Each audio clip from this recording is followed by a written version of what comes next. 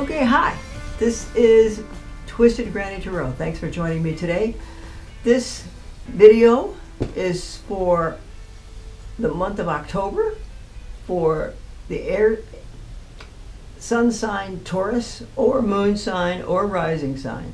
You can all look at this and pick up some kind of wisdom from it. Okay? So the cards have been blessed, they've been prayed over, and we're ready to start. Oh, well, wait a minute. I forgot to tell you this. This is the table that does a tarot reading like a horoscope. I just set it inside of a circle. Each one of these slices of this pie on this circle have been labeled by the Babylonians to correspond with a particular aspect of a person's life. So, second house is your money, fourth house is your home, 10th house is your career, and so on and so forth, all the way around the circle here. So we're going to get a lot of information in a very short period of time. Okay?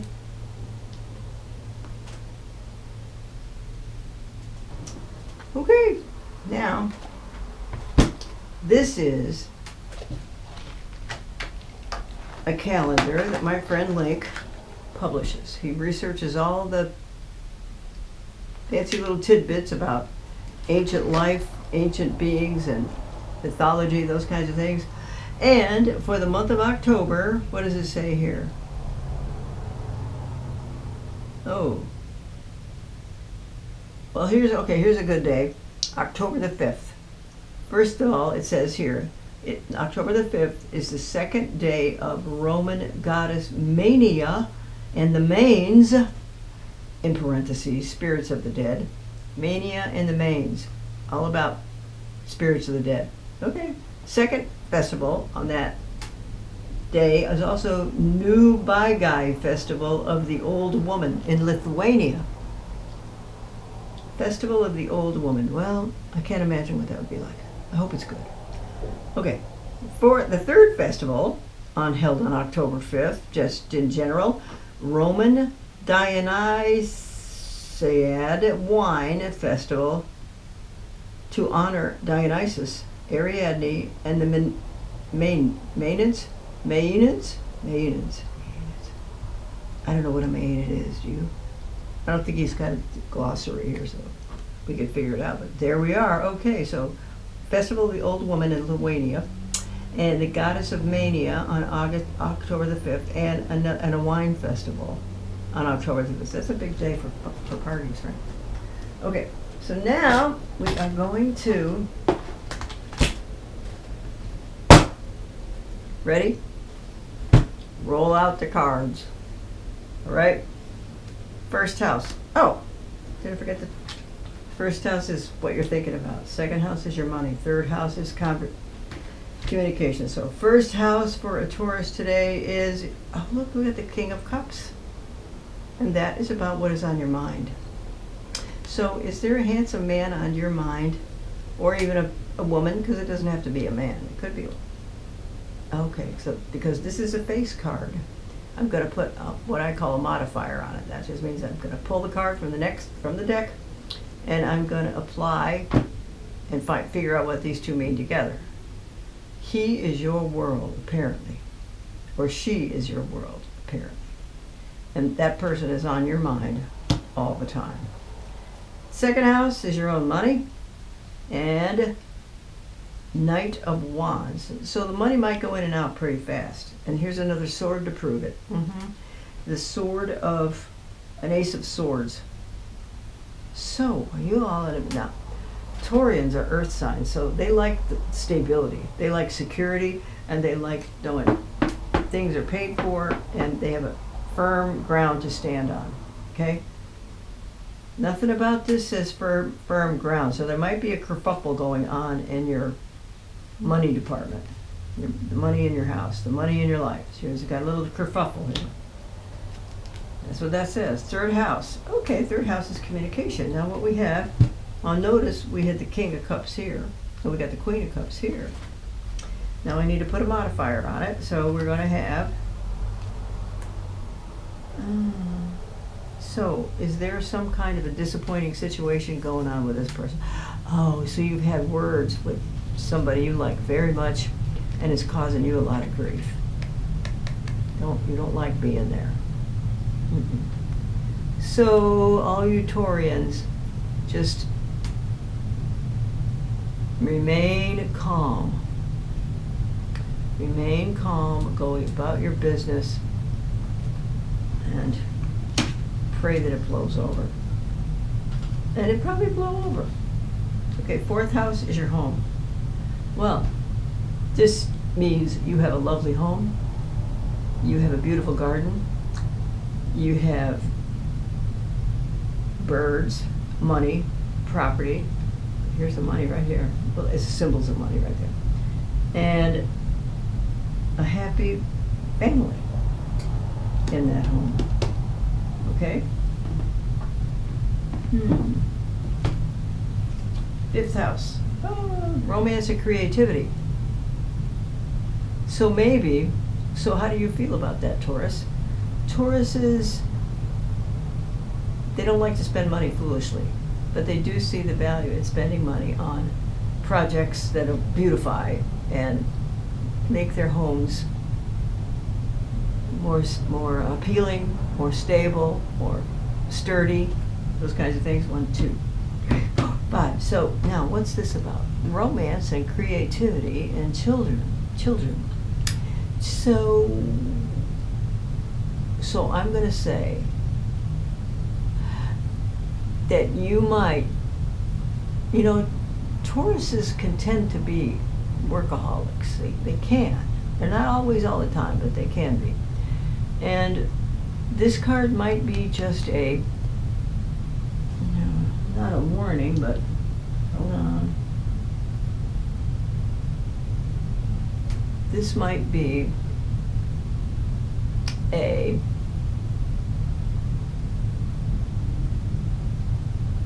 suggestion to allow yourself the peace of mind to lose yourself into a creative endeavor, because sometimes people need to concentrate on a creative endeavor, because what happens during that period of time is other situations that seem to be intolerable or unfixable get fixed, because you're not paying any attention to them. The solution comes to you when you're finished with the play. That's just how it works.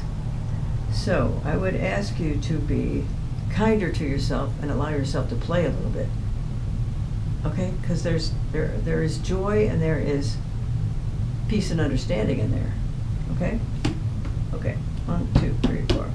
6th house is work and health. Wow. What's going on at work? You've got some, what do you call that? There's a, I don't want to call it an uprising, but there's a kerfuffle at work here now. So this is you. You hold the upper ground in this disagreement. These people are at the bottom of the ditch. You're at the top of the ditch, and they're trying to knock you off of that ditch. But you got the high ground, so you're going to be okay.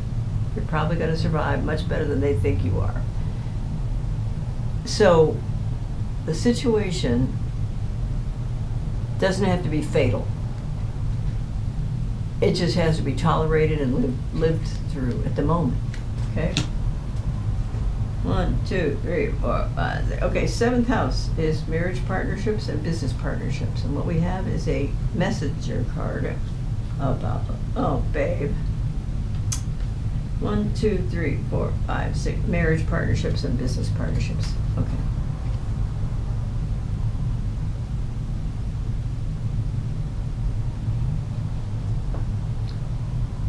There is a serious problem going on in there at the moment. Well, it's causing one of y'all a great deal of anxiety and angst and tension.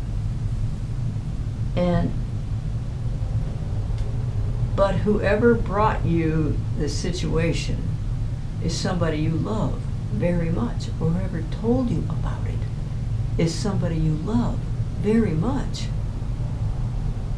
And because now you know about this seventh house marriage thing, it's causing you grief. Okay? So let me put this down for a minute. We'll finish our working our way around the circle. Eighth house is money from other people. Wow, well, this looks like a happy family gathering, right? It's actually a generation card, because here are mom and dad and the kids, and you're surrounded by cups. You're surrounded by love, love, love, love, love. And because the cups are gold, it's money, money, money, money, money. So the eighth house is money from other people, which means inheritances. Now, this looks like an inheritance card to me. It doesn't tell me when that this inheritance may take place. It just tells me that you're very likely to have at least one inheritance in your life. Okay? So good for you.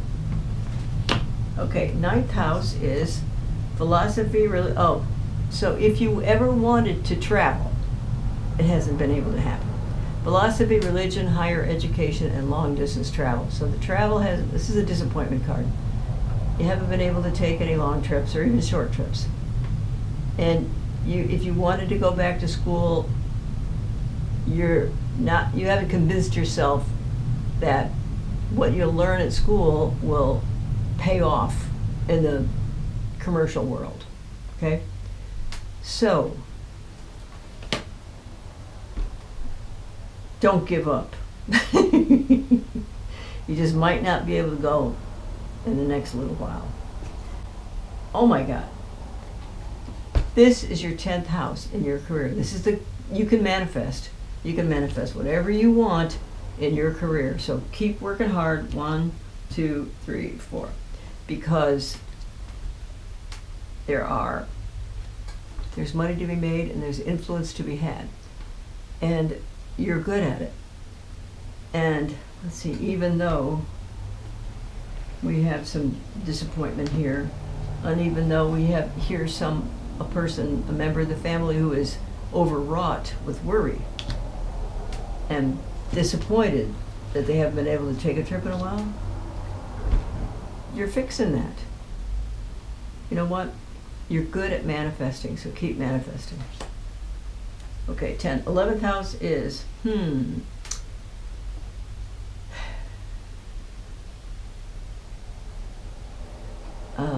long-term plans and friends from previous employers. What else? Social life, friends and goals. Now, what's this card? This is the moon. So the moon is considered to be on the tarot deck, a card that represents people don't tell the truth. Now this is right next to you. So do you think you've got a little spy who's whispering in your ear and she's telling you lies? Or he's telling you lies? Is he displaying too much influence? Because this card is not to be trusted. So Mr. and Miss Taurus out there, look around your workplace and look around your previous workplaces.